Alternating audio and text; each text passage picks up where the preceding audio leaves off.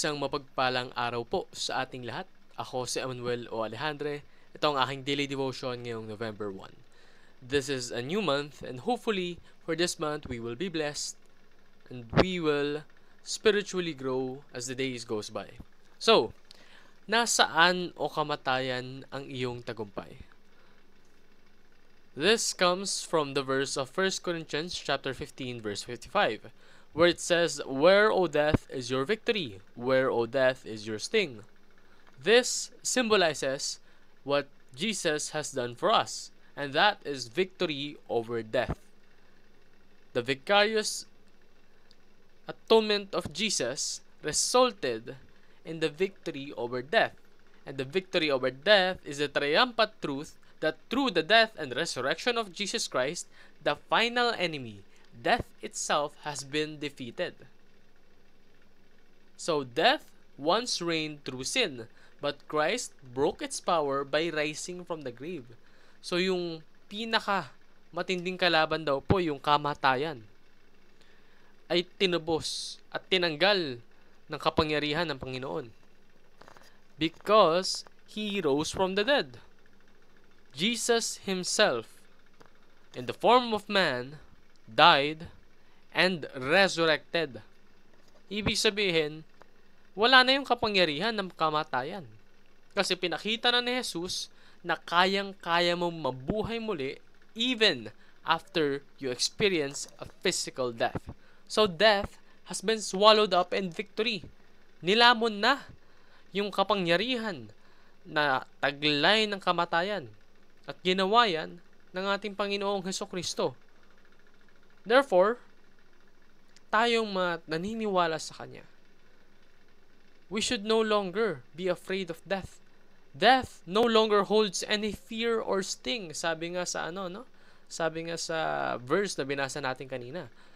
Wala na yung kirot, wala na yung bigat na dala ng kamatayan at yung katakutan mo dito because alam mo na yung Panginoong sinasamba mo at pinapalatayaan mo, kayang talunin yung kamatayan na yun.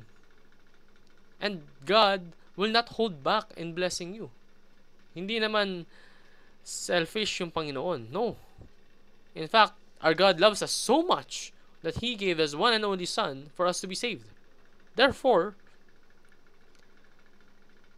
i-withhold niya pa ba yung resurrection na kayang-kaya na namang gawin? So, do no longer have any fear or sting pagdating sa death. In fact, you should have a new perspective. You should think of it as death marks the new beginning of a life.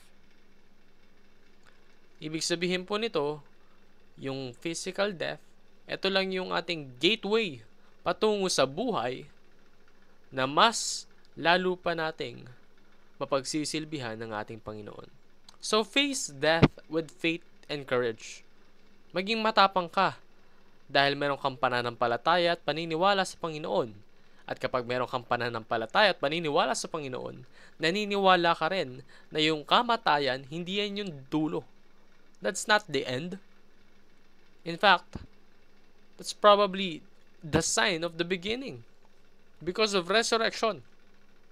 Therefore, you should free yourself from fear and anxiety. Yes, it is very reasonable for humans to fear death. But you should realize that the death that we all fear has been conquered by our Lord. And our Lord will never abandon us.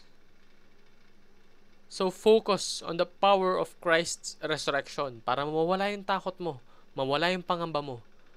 Kaya gawin mo lang ng gawin yun talagang utos ng ating Panginoon.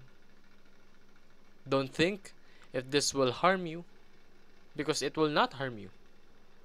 Kung ikaw ay tunay na gumagawa ng paraan, naglalaan ng oras para sa utos ng ating Diyos, hindi ka niya iiwan. In the contrary, you will be blessed. Trust me. Trust the Lord. Yun lamang po ang aking daily devotion.